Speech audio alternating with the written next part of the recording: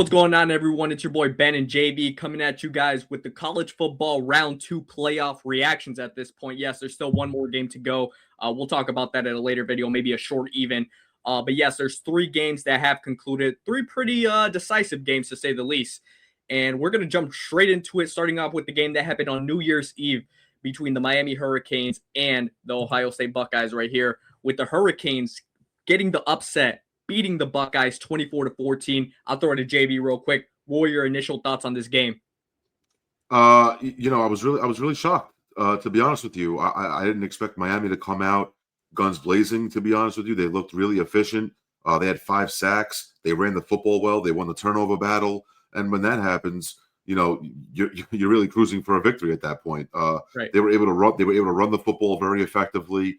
Like I said, Sayin got sacked 5 times. That really hurt their chances moving the ball downfield. And Miami, Carson Beck was just more efficient. Like I said, he was a little bit better with the ball, a little bit better with his decision making, and like I said, they were able to run the ball efficiently. So, like when you have all those things going for you, bro, it's pretty tough to lose a game like that. And they won this game pretty efficiently, to be honest with you. Yeah, and I think a big part of this game as well was what I said in the prediction video. I said Carson Beck is either going to throw you out of this game or keep you in it. And he kept them in the game with not costly turnovers, no turnovers at all. He kept the ball safe. And when he needed to make that big pass, he made that big pass, like the one at the end of the game that really sealed the deal for Miami. Look, I was very disappointed with Ohio State on offense. I feel like the run game just didn't develop how I thought it was going to develop.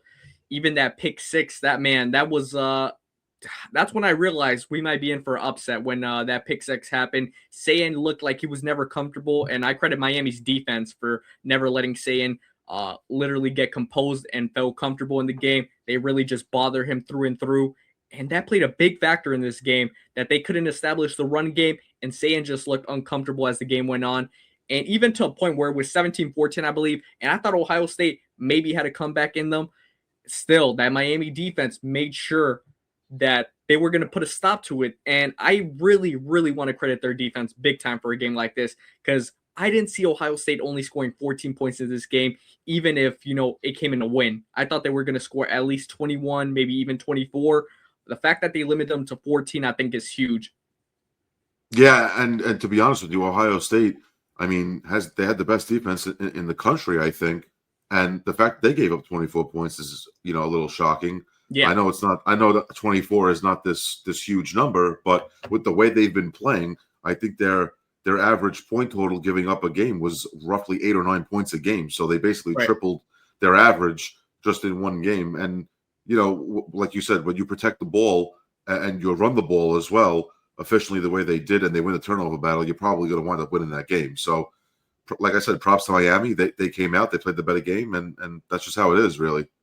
Yeah, you're 100% right, and this is a big victory for Miami. I didn't like the way that they played against A&M, but the way that they came back and won this game, and it's tough for Ohio State, obviously, coming off the Big Ten championship loss against Indiana. We'll talk about Indiana in a second, but I really thought that they were going to bounce back here, and it just didn't end up happening. And I think that, like I said, credit to Miami's defense, but also to Sayin. I feel like I said, he never truly felt comfortable in the game. Yes, he made some decent throws, but, Jeremiah Smith, he did pretty good. Carnell Tate, though, he wasn't really involved that much. I think he had 3 receptions for 37 or 36 or something like that. He just really wasn't involved like that. And I was kind of surprised. I was really surprised about that. I think for a guy that, you could maybe see going in the first round or maybe second round in the NFL draft for not to be involved, I thought that was a little bit shocking. Yeah, and like I said, just their overall game was kind of shocking. Defensively and offensively, they averaged 1.9 yards a carry on the ground. And like you said, Smith had a phenomenal game, capped off a phenomenal year. He had I think it was 158 yards receiving and a touchdown. But again, it wasn't enough. When your defense, when your quarterback gets sacked 5 times and you're not able to run the ball, you basically become one-dimensional, which is what happened to Ohio State. So, like I said, the tip of the hat to Miami, and they are on to the championship. Semifinal. They're on to the semifinal. Semifinal, excuse me, yes. But yes, huge win for their program. I mean, you saw some legends, Miami Hurricane legends right there. You saw Jimmy Johnson was there. You saw obviously Michael Irvin was there in the sidelines. I mean, they were having a great time. Obviously, a great victory for the program. So they're back to winning ways and heading into the semifinal. One win away from a national championship game appearance. So that would be huge for them. Truly huge. All right, let's move on to the next game that I'm actually really happy about. I saw this morning, and it was literally what we describe a shutout right here. Literally, because it's 23-0. I'm talking about my Oregon Ducks beating the Texas Tech football team. And look, I don't know what other I can say, but this was a defensive masterclass by Oregon. And you know what? I'll credit Texas Tech because their defense was phenomenal as well. But at the end of the day, Oregon came on top with plays made by their defense, specifically Finney Jr. Man, I got to give that guy massive credit. 2 interceptions he had today, 3 turnovers in general because he recovered with the fumble as well. So that guy was absolutely phenomenal today. Dante, when he needed to make plays, yes, I know he had the 1 pick, but when he needed to make plays, he made the plays. He kind of had a little bit of an injury with his hand, but hopefully it's nothing too bad. I just saw his hand was bleeding a little bit, but I think they wrapped it up. He continued playing and everything. So I think this is a phenomenal win for Oregon. Obviously, we're going to talk about Indiana second, their opponent in the semifinal, but heading into the semifinal and shutting out a team like Texas Tech, who had such great hype going into this game, the 4 seed, I mean, this is a phenomenal win for the Ducks. Absolutely. I mean, you know, Morton on Texas Tech had 2 picks. They couldn't run the football. Again, when those things happen, when you're turning the ball over and you're not, you know, you're not making any headway in the run game, you're just becoming one-dimensional. Again, this is basically what happened to Ohio State, and that's why they put up a zero burger. Texas Tech, like you said, was overhyped, and maybe rightfully so, because look at the showing that they put up. The Oregon Ducks defense was they came to play, you know, and Moore looked good. He, like you said, he made the plays he had to. Their run game wasn't the greatest either, but they made the plays when they had to. And when your defense is basically putting up 3 and outs the whole game, and you know, turning the ball over in some key spots, and you're not scoring any points, you're not going to win. So it's pretty much it was pretty much a wrap in the second quarter. That's how I felt. I felt like Texas Tech was not making any headway. I felt like they were completely outclassed and outmatched. And at halftime, I said, I don't see them even putting up a point. And I was right. So props to the Oregon Ducks, and they advanced as well. And, you know, and rightfully so. I think they deserved it. I think Texas Tech was completely outmatched in this game. Yeah, I think for Oregon, I think where I knew that it was going to get sealed was when Texas Tech was driving. I believe it was 13-0. I think it was going into the 4th quarter, I believe it was. And Morton threw that pick in the end zone. And at that moment, I knew, all right, there's no coming back for the Texas Tech. I knew at that moment that their confidence just looked shot. It just didn't look good. I mean, I don't even blame that guy. Morton looked like a deer in headlights. He looked lost out there. He looked lost. I mean, if you pick one game, you want to play like a jobber, and he picked this one, man, I mean, hey, it is what it is. But and not for nothing, they were down 6-0 at halftime. If I'm not mistaken, I think it was only 6-0. Yeah, 6-0. Yep. And you're like, all right, they're a couple plays away of taking the lead and getting back into the game and swinging the momentum, and they wound up giving up. They wound up scoring no points and giving up 17 in the second half, and basically shot themselves in the foot. They turned the ball over. They couldn't run the football, and like you said, Morton looked uncomfortable. So when you have all those things wrapped up into one, it's definitely a bad outlook to you know, going into the rest of that game. So props to the Ducks, man. They pulled it off. Yeah, I think this is a big game and a big win for the Ducks, because now leading into the Indiana game, you kind of figure if your defense is going to keep playing at this level, it's going to help you big time because of Indiana's explosive offense. So look at this game. I'm pretty sure they're going to go back and look at the film where they could execute more on offense, because like you said, the run game wasn't established for the Ducks. I will admit that it was not established, but when they needed to make the play, Noah Winnington or Davidson, they came up clutch. Davidson with the touchdown, I know. Look, I feel confident that if Dante, and I feel like there was times in the game, I'll be honest, Dan Lanning had the offense a little bit more conservative. I felt like certain play calls I just wasn't the happiest with.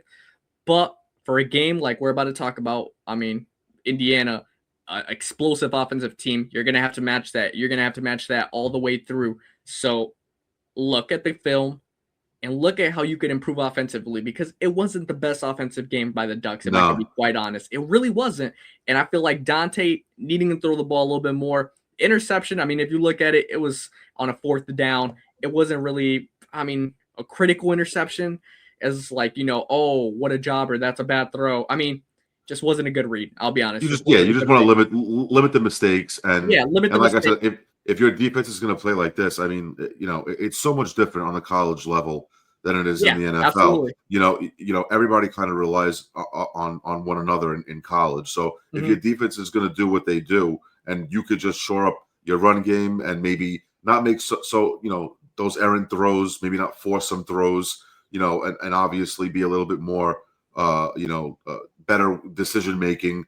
I really don't see how Oregon's going to have a problem. I think they'll beat themselves, if anything, if that happens. I think they're a really good football team. I really do. I'm not just saying that. And they showed that today against Texas Tech. And they proved that they're moving on for a reason. So if they could shore up their run game and get their run game going, take a little pressure off of Moore, I think they'll be just fine.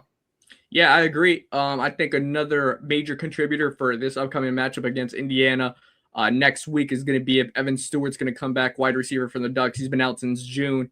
Obviously, he's our best receiver without a doubt. I think adding him to this offense right now at this point in juncture, man, that would be a major plus, a major boost to the offense, major boost to this team's energy going into the semifinal, let alone.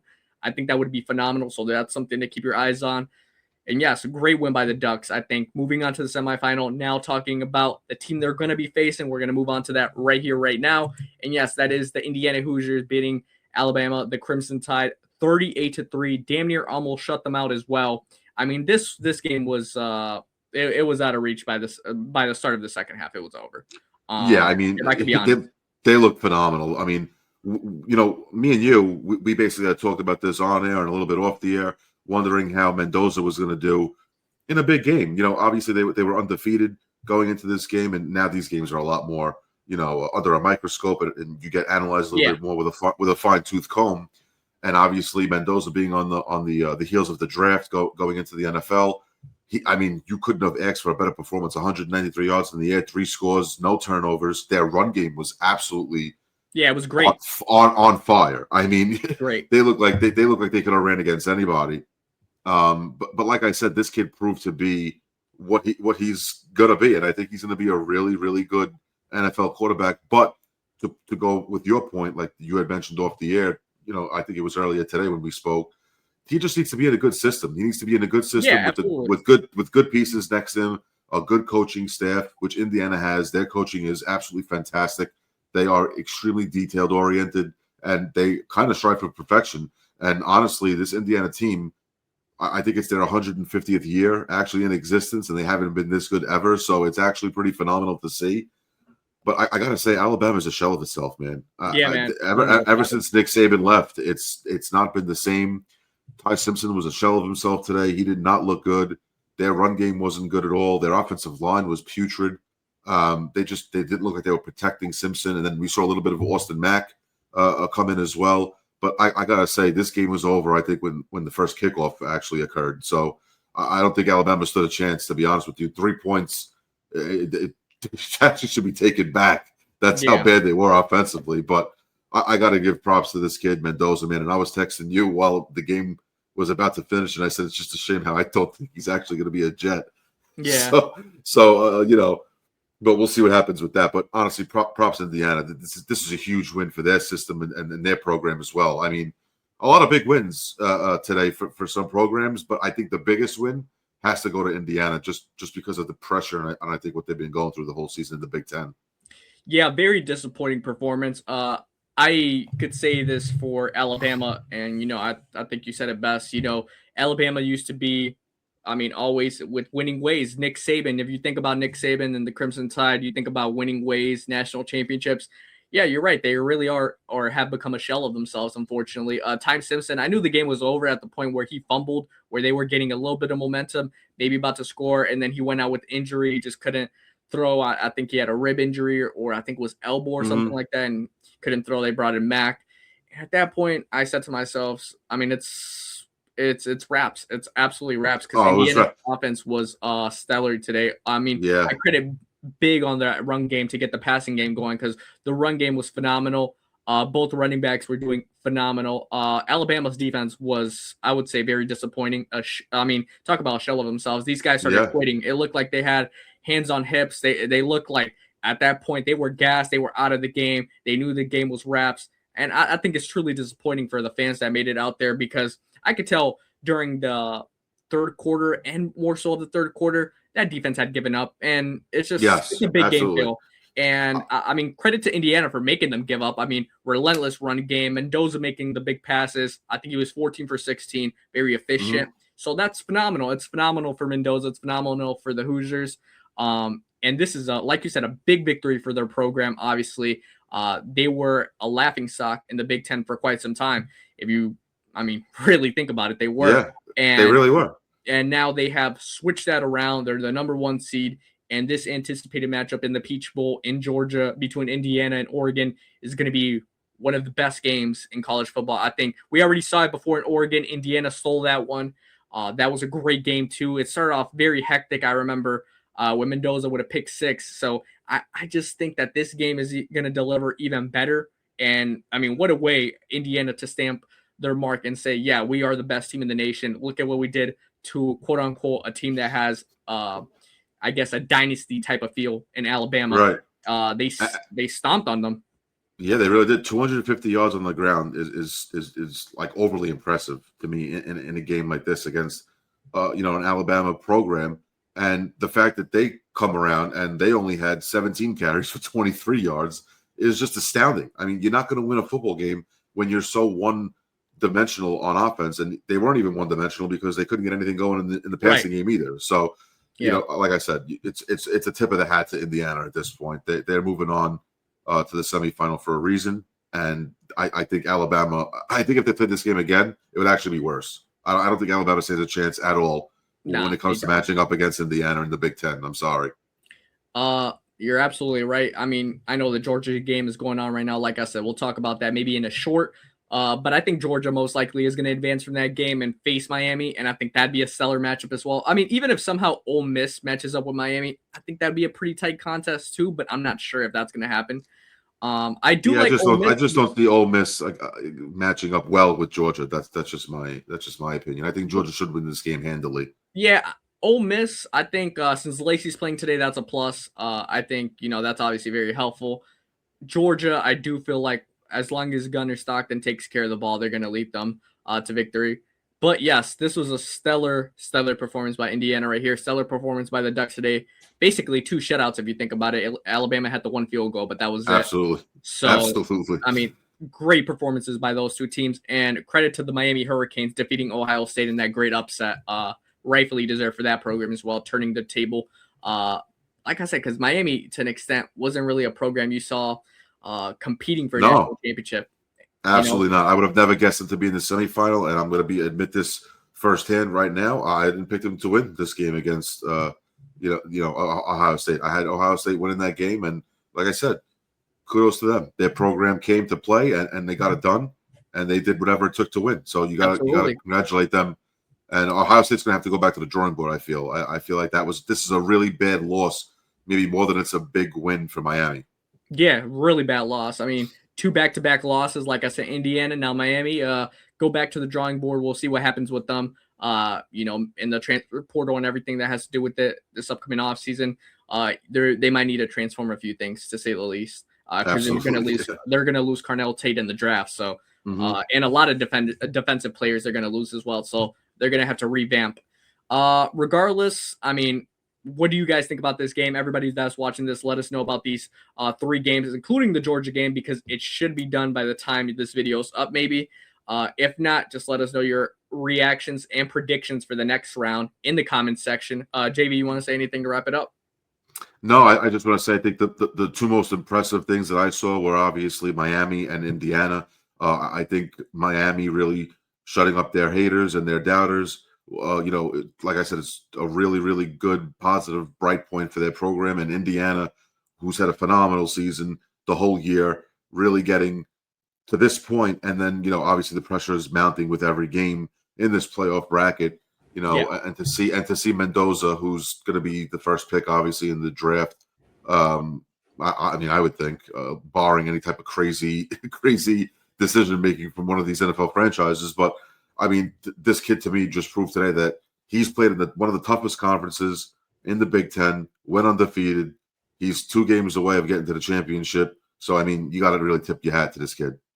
Yeah, you're 1,000% right when it comes to that. Like I said, that matchup next week is going to be absolutely stellar between the Ducks and the Hoosiers, and going to be so excited to watch that. Like I said, let us know what you guys think in the comments. We appreciate you guys. Make sure to subscribe, make sure to like, so you guys can stay tuned. We're going to be posting daily content. We appreciate you guys greatly. Here's to bless 2026, and we'll see you guys on the next one.